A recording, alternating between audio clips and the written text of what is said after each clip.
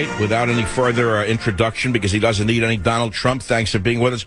Mr. Trump, did you hear my introduction at all about what they did with the NYPD Muslim report?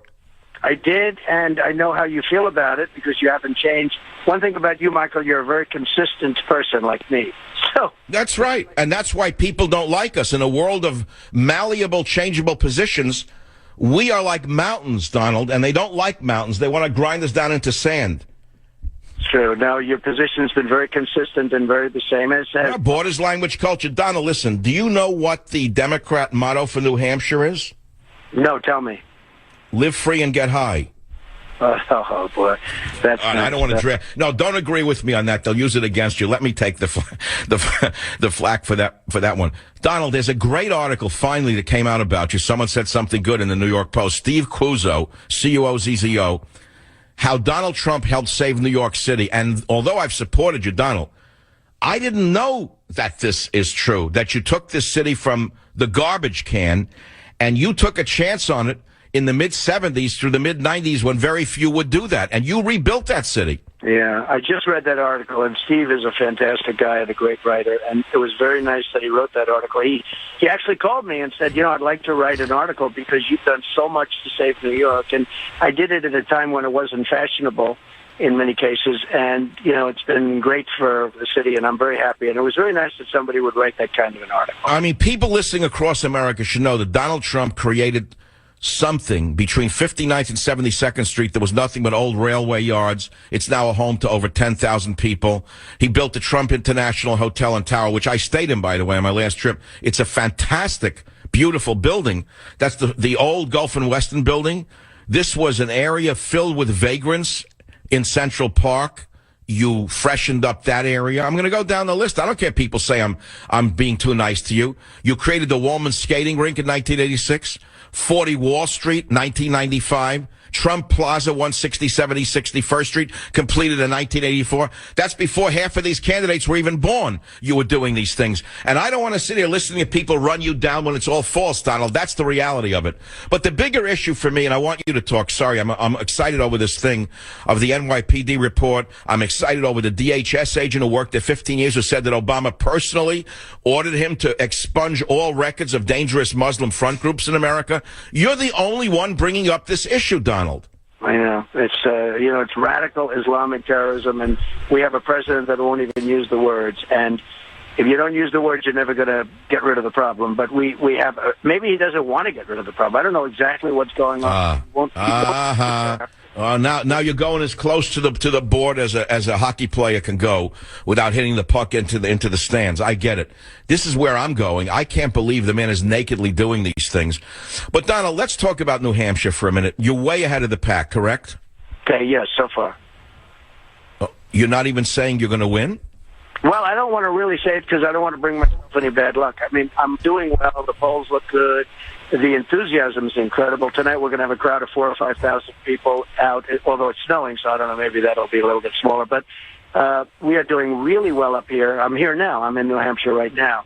And, in fact, I just turned down big interviews in order to talk to my man, to Michael. Donald, listen, I watched a debate the other night. I saw something different this time. I saw Christie rubbing out Rubio. I saw poor Carson standing like a schmendrick in the entranceway. Didn't even know they called his name. And you're the only candidate that didn't step over him. I mentioned that on my show.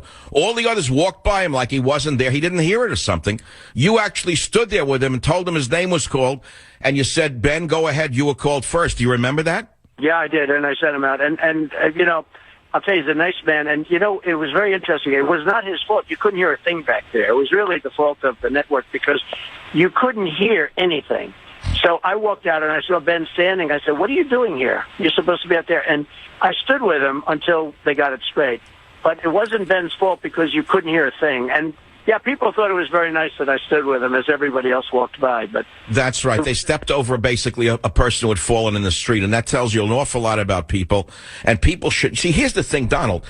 It's like me. Brash people from New York are often called names that don't apply to them. They think if you're direct and honest that you're a mean person.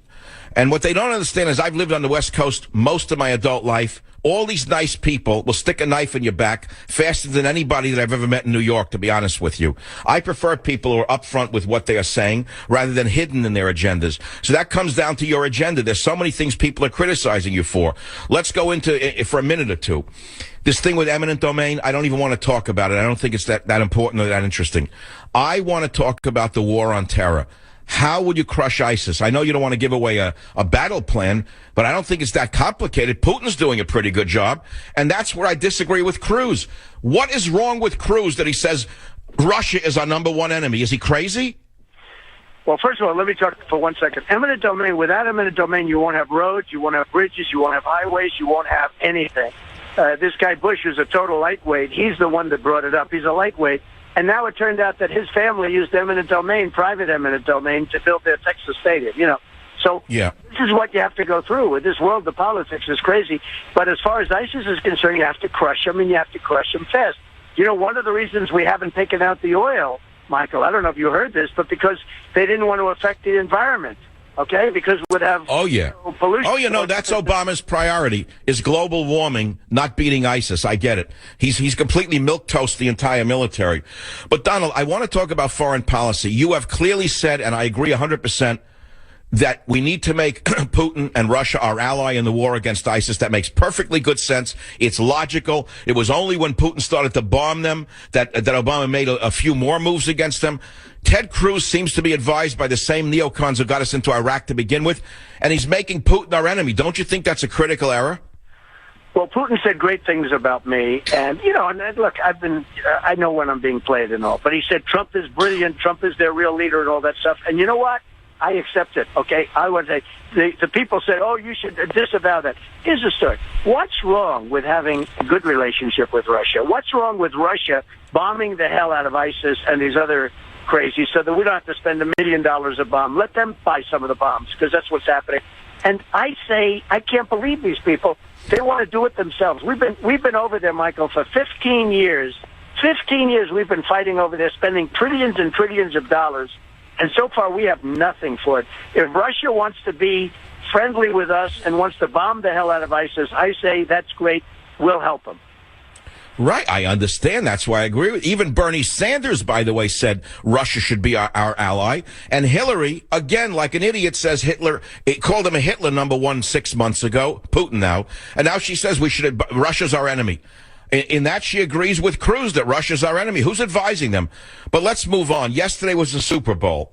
Were you in New Hampshire during the Super Bowl, Donald? Yes, I was here. Absolutely. Did you have time?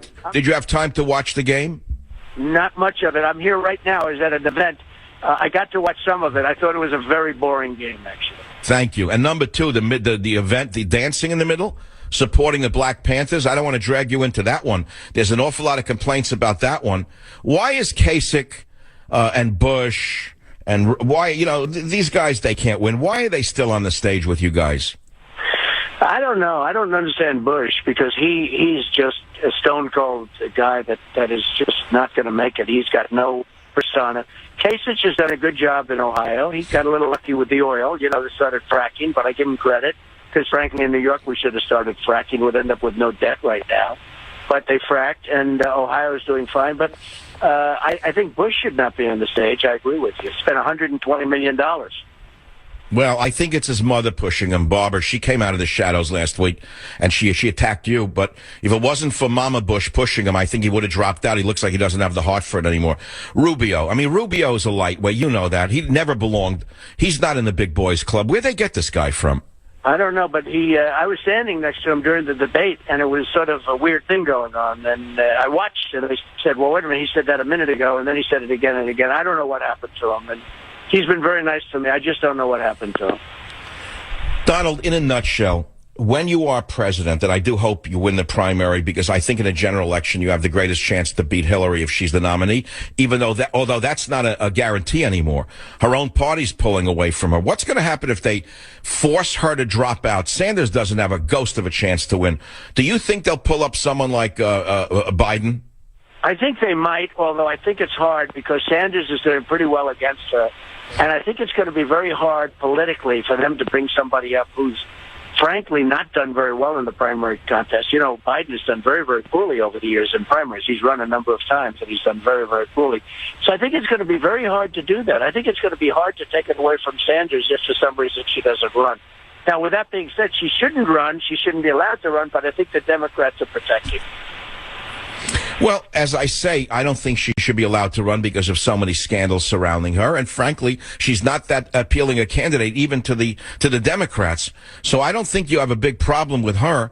Strangely enough, the old man, who I think that they went into the mausoleum in Moscow and used some kind of cloning to get Lenin back to life, because what he's proposing is exactly what Vladimir Lenin would be proposing if he were alive today. I never heard anything like this. Well, when you pay 95% in tax, you'll understand it a little bit better. But I don't know. It's just hard. The whole thing is, did you ever think you'd be running against a socialist / perhaps communist?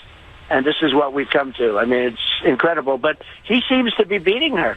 I see in a nationwide poll now, Michael, he's even with her all of a sudden. So I don't know. I know. What does that tell us about the general mentality of the electorate in the United States of America, Donald? That's the real problem. The only suggestion I would make is every time you get hard, you go up. Every time you repeat your primary themes, you go up.